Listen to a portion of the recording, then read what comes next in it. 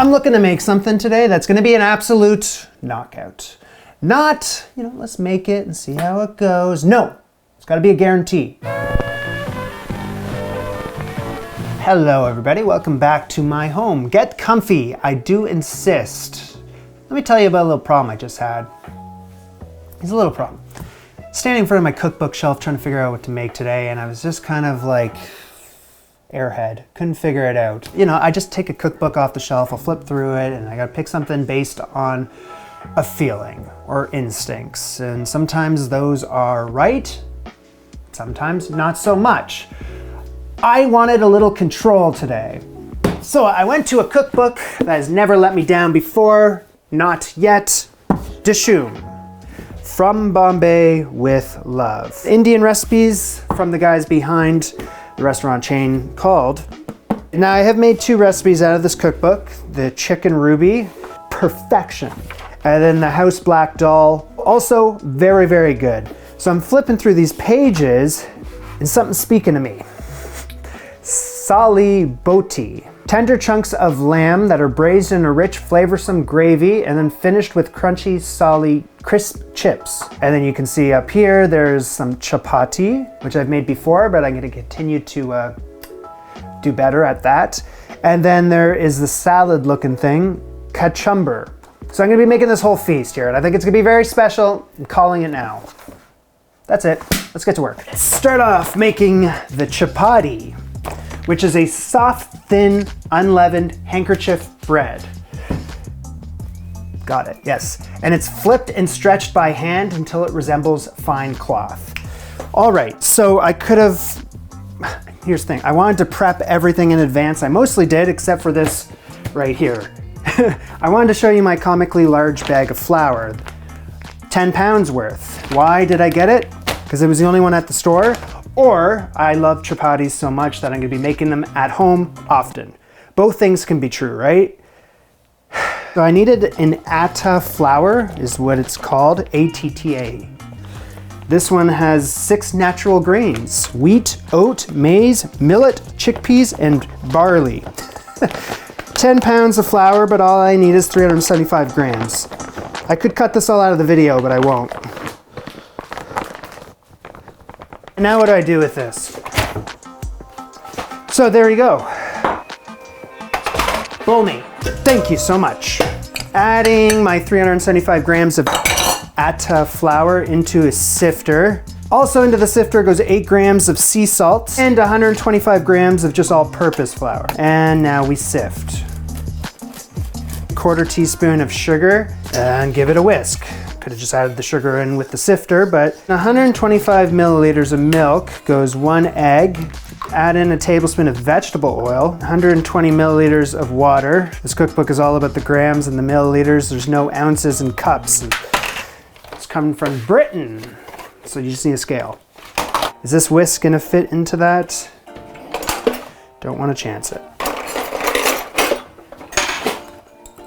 So create a well in the flour mixture and goes the liquids. And then with a dull knife, or just like a butter knife, I just can draw the flour into the liquid. Once I got that initially combined there, I'm gonna get my hands dirty, start kneading for 8 minutes. Cover that with a damp cloth, and then I gotta leave it to rest for half an hour. Woo! Break it up into 70 gram portions. Ball shape to start, and then roll it out as thin as I can. Take a clean towel and fold it into a thick rectangle.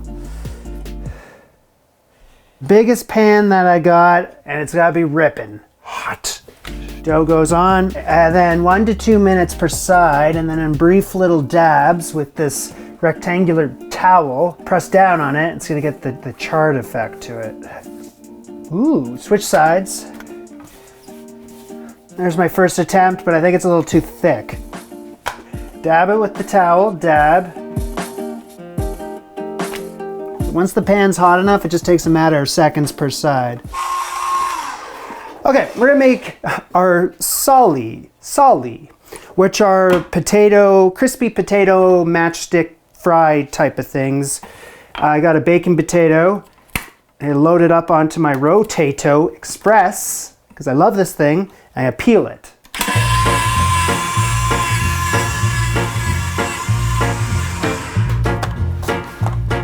Okay, so what I'm looking for is like near translucent, paper thin disc shape. That is exactly that. Slice the discs into 1 to 2 millimeter matchsticks. And I do a whole bunch at once.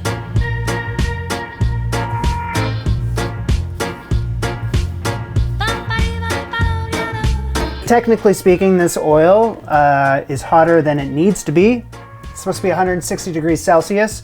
320 degrees Fahrenheit, but I did a test fry, and that turned out a-okay. But we're gonna do this in batches here. It says 2 to 3 minutes, but since the oil is much hotter, it's not gonna be long.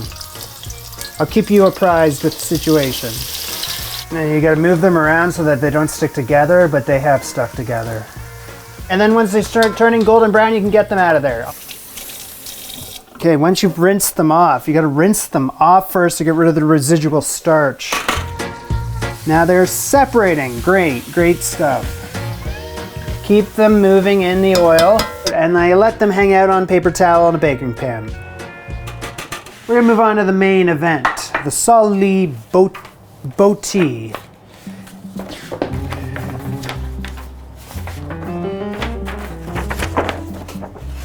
It's Bombay. Dutch oven for this. Going with quite a hefty amount of vegetable oil. Let's hear it in the comments. 150 milliliters, which is like 8 tablespoons or so. It's quite a bit. Turn that down. What it says to do is toss in a cinnamon stick. I have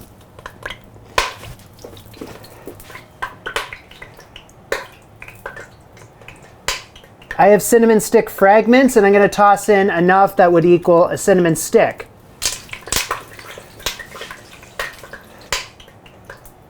It also says to toss in 2 bay leaves, but at the same time I have some of the larger Indian bay leaves as well. And I'm not driving. Make sure that's on a medium heat. Sauteing for a minute. We need to hear it sizzling. Now we're ready for the onions. 500 grams worth. Diced red onion. So these need to become well caramelized, but still soft. It's gonna take around 25 minutes on a reasonably high heat, as opposed to like a low and slow tactic. You just gotta stir them regularly, but I am gonna do other things, so just keep an eye on that. I need to make my own garlic paste. I mean, I could buy it in a jar, but that's not the way I'm playing the game today. It's like a clove and a half. Of course, peel each one. Try using the blender for this next part. There's 50 grams of garlic cloves. And just gonna add in like a hoot of oil. This will help loosen the mixture. Into oblivion.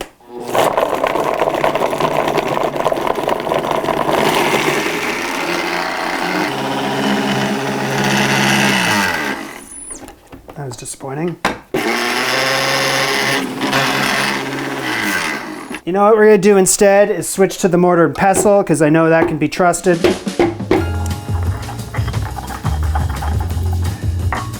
35 grams worth of ginger. You're gonna do the same thing. A little bit of oil. Garlic and ginger paste. Okay, so what I got here is boneless leg of lamb. It's a kilogram worth, aka 1,000 grams, or 2.2 pounds. Yes, cutting into 3 centimeter pieces, which is just like a little over an inch. I think I'm okay with most of the fat. That can go. How do you like me now, onions? Soft and caramelized after exactly 25 minutes. Add in the lamb. I gotta turn down the heat a little and cook that for around 5 minutes until the lamb starts releasing some moisture. That is one fatty piece of lamb. Woohoo! Now I'm gonna add in both the garlic and the ginger paste. Saute for another 5 minutes, but be careful not to let that garlic burn or there will be curtains. So crack open a can of chopped diced tomatoes, 400 grams worth. I gotta tip it in. Cooking those until they have completely broken down. Add 2 teaspoons of deggi mirch chili powder. It is an Indian chili powder. It's a little milder. It's nice. As well as a teaspoon of turmeric. A couple teaspoons of salt. I apologize for the lapse of judgment there. Those spices were supposed to go in prior to adding the tomatoes, and you cook them for 2 minutes, then you add the tomatoes. But I'm a tool. Okay, let me cook this for like 15 minutes or so. I'll stir occasionally until the tomatoes start to break down and the sauce begins to separate, or the oil starts to separate from the sauce. Yep.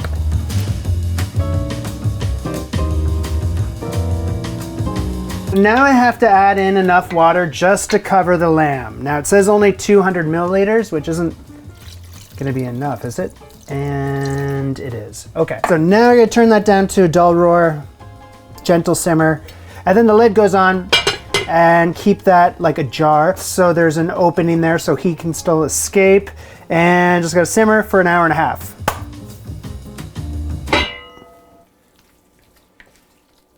If you're patient, beautiful things happen. Here's an interesting ingredient. 40 milliliters or like 3 tablespoons worth of distilled vinegar. Yay. So the next ingredient was a special purchase. It's called jaggery. Jaggery powder. I had no idea what this was. And then I gave it a taste. And it tastes like brown sugar, molasses, caramelized kind of vibe to it. It's nice, it's sweet. Now I'm adding 35 grams worth, which looks to be a couple tablespoons worth. That's what it says to do, so you gotta follow the rules.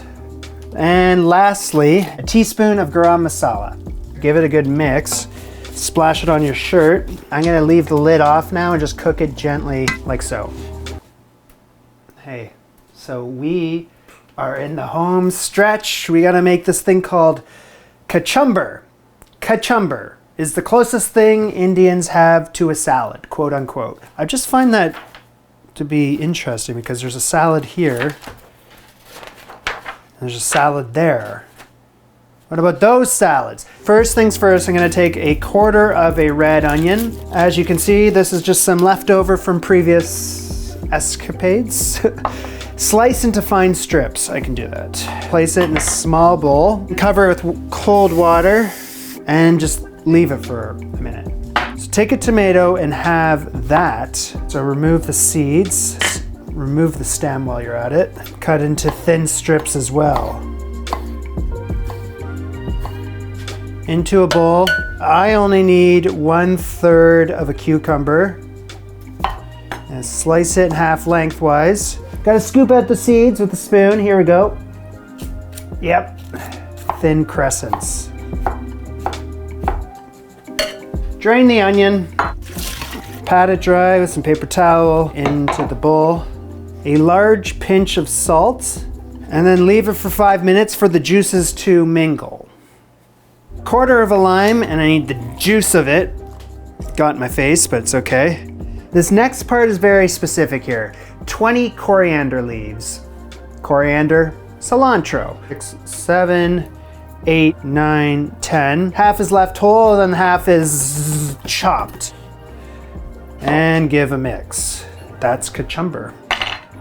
Love it. Lovely. Kinda hot. So first up, oh yeah. Remove the bay leaves and the cinnamon pieces, whatever. Crisp chips on top, not too much. You know what, I was thinking I would match to the photo as best as I can. So the bowl goes onto some sort of tray, a kachumber.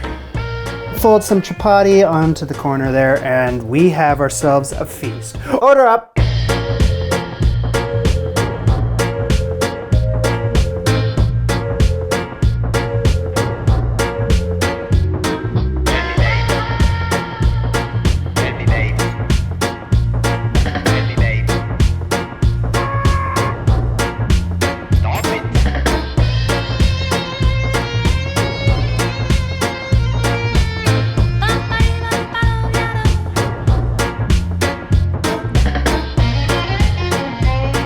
Forget your salad. I want to eat more, but I definitely can't because I think I served this for like 2 or 3 people, and I'm just one guy. I did my best, but don't be confused with how much is left there. Excuse me, I gotta blow my nose because it was a bit spicy. Okay, I can confirm with you right now, right here, that this kind of covers the whole spectrum like of what you're looking for with a plate of food sometimes, you know?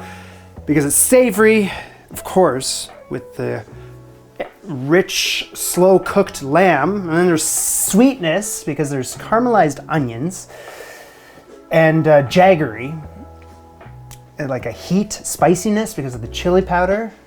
There's like a warmth because of the cinnamon and the garam masala, and you could say like a tangy brightness because of the vinegar, a crunch because of the crisp potato chips on top. Like I said, it's just covering everything. Did I miss anything? And then you have a refreshing salad to go along with it, and then the chapati, which I was using for dunking and scooping, and that's so important too. So, you know, it's just really, it's got everything going for it, and that's why I love it. This is a good day in the kitchen. I had a great time in here and enjoyed myself, and I'm gonna be going on my way now. So this was Spine and Dine. Bon appetit. Au revoir.